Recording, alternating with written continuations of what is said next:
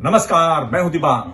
कोविड-19 के खिलाफ लड़ाई में आज 1 मई से बड़ी शुरुआत होनी थी। 18 साल की उम्र से ज्यादा सबको वैक्सीन, लेकिन न तो देश में इतनी वैक्सीन है और दूसरा वैक्सीन की कीमत का मुद्दा उलझकर रह गया है। सुप्रीम कोर्ट में सुनवाई के दौरान इस बारे में बहुत सी बातें साफ हुई। ये महत्वपूर्ण मुद्दा है। इस बारे में आप जानना चाहें तो ये वीडियो जरूर देखें। सबसे इंपॉर्टेंट बात है कि कम से कम दाम पर सबको वैक्सीन मिले। सुप्रीम कोर्ट ने इस बारे में एक बड़ी बात रखी। कोर्ट ने कहा, खरीद चाहे केंद्र सरकार करे या राज्य सरकार, वैक्सीन देश के नागरिकों के लिए ही होगी। केंद्र 100% वैक्सीन क्यों नहीं खरीदकर राज्यों को बांटता। बेंच ने कहा कि वैक्सीन को विकसित करने के लिए सीरम इंस्टीट्यूट ऑफ इंडिया और भारत बायोटेक को 4,500 करोड़ रुपए सरकार ने दिए हैं। इसका मतलब उस पर हमारा भी अधिकार है। कोर्ट ने कहा, वैक्सीन कंपनियां केंद्र को 150 रुपए और राज्यों को 300 से 400 रुपए में वैक्सीन देने की बात कर रही हैं। थोक में खरीद हो तो कीमत में 30 से 40 हजार करोड़ रुपए का अंतर होगा।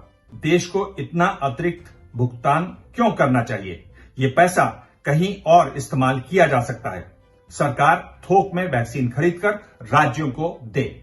बेंच में शामिल जस्टिस रविंद्र भट्ट ने कहा, हमारी खपत इतनी ज्यादा है तो अस्पतालों में कीमत 1200 रुपए क्यों होनी चाहिए, जबकि अमेरिका में कीमत है $2.15 और यूरोपीय संघ में कीमत और भी कम है। सुप्रीम कोर्ट ने कई और महत्वपूर्ण सवाल उठाए।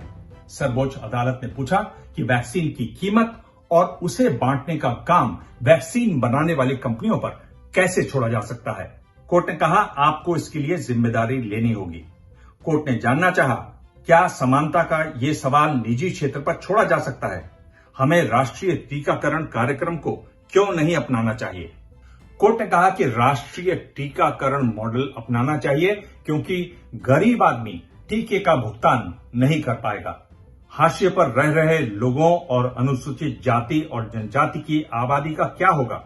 क्या उन्हें निजी अस्पतालों की दया पर छोड़ देना चाहिए?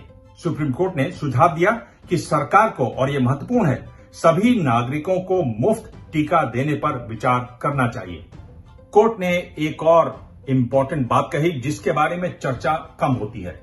कोर्ट ने कहा कि जर्मनी, फ्रांस और कनाडा जैसे देशों में आवश्यक दवा बनाने के लिए लाइसेंस जरूरी होते हैं। सरकार पेटेंट अधिनियम की धारा 100 के तहत अधिग्रहण भी कर सकती है या पेटेंट नियंत्रक से लाइसेंस ले सकती है। अदालत ने कहा कि 18 से 45 आयु वर्ग के देश में 59 करोड़ लोग हैं। सबको टीका लगाने के लिए टीके की उपलब्धता को बढ़ाना होगा। सिर्फ 2 कंपनियों से काम नहीं चलेगा। सरकार अपनी शक्ति का प्रयोग कर और इकाइयों में उत्पादन शुरू करे।